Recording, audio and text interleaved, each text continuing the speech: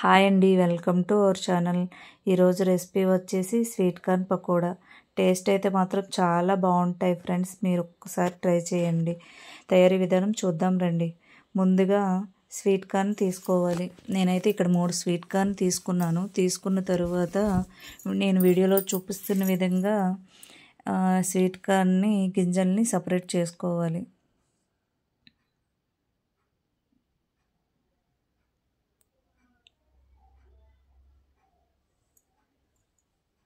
ఈ విధంగా సపరేట్ చేసుకున్న తరువాత ఒక బౌల్ తీసుకొని బౌల్లోకి వేసుకోవాలి.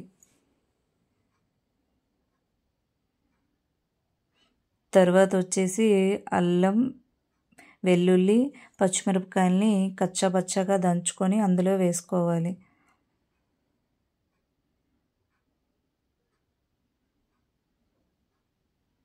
తర్వాత శనగ పలుకులు ఒక 3 స్పూన్స్ తీసుకొని ఈ విధంగా కచ్చపచ్చగా పౌడర్లా చేసుకొని అందులో వేసుకోవాలి. ఈ విధంగా శనగ పలుకులు వేసుకోవడం వల్ల టేస్ట్ అయితే పకోడీకి బాగుంటాయి ఫ్రెండ్స్. ఒకసారి ట్రై చేయండి. తర్వాత జీలకర్ర, తర్వాత వచ్చేసి పసుపు, రుచికి సరిపడినంత సాల్టు, కారం, ఆనియన్స్,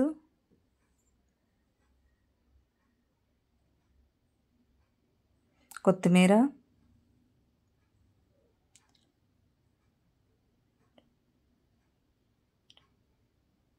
ఫోర్ స్పూన్ వచ్చేసి శనగపిండి, ఒక 3 స్పూన్స్ వచ్చేసి బియ్యం పిండి. ఈ విధంగా అన్నీ వేసుకొని బాగా మిక్స్ చేసుకోవాలి. ఈ విధంగా నేను వీడియోలో చూపిస్తున్న విధంగా ప్రెస్ చేస్తూ మిక్స్ చేసుకోవాలి. ఎందుకంటే స్వీట్ కార్న్లో వాటర్ ఉంటుంది కదా, ముందుగా వాటర్ వేసుకోకూడదు. ఈ విధంగా బాగా మిక్స్ చేసుకున్న తరువాత వాటర్ ఏమైనా సరిపోకపోతే ఈ విధంగా చిలకరించుకుంటూ మిక్స్ చేసుకోవాలి.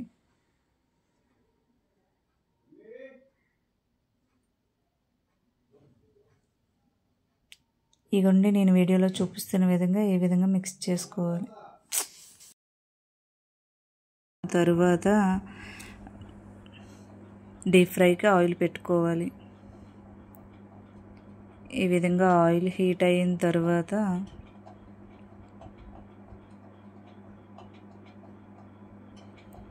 మనం ఈ విధంగా ఒక్కొక్కటిలా పకోడీలా వేసుకోవాలి. ఒక్కొక్కటి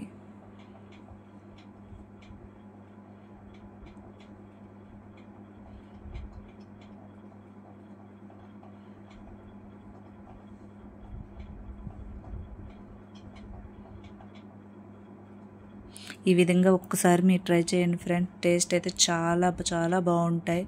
మీ పిల్లలు ఈవినింగ్ స్నాక్గా ఒక్కసారి చేసి పెట్టండి. మీ పిల్లలు చాలా చాలా ఇష్టంగా తింటారు.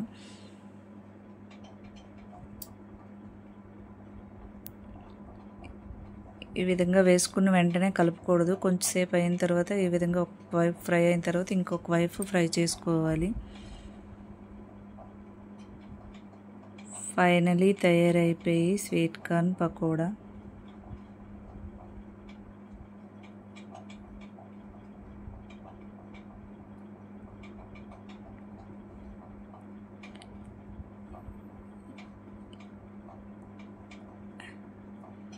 తర్వాత సర్వింగ్ ప్లేట్లోకి తీసుకోవాలి. ఒకసారి ట్రై చేయండి ఫ్రెండ్స్. నా వీడియో కనుక మీకు నచ్చినట్లయితే లైక్ చేయండి, సబ్స్క్రైబ్ చేసుకోండి, షేర్ చేయండి ఫ్రెండ్స్. ఒక్కసారి మీరు మీ ఇంట్లో వాళ్ళకి చేసి పెట్టండి. టేస్ట్ అయితే మాత్రం చాలా చాలా బాగుంటాయి ఫ్రెండ్స్. Bye bye.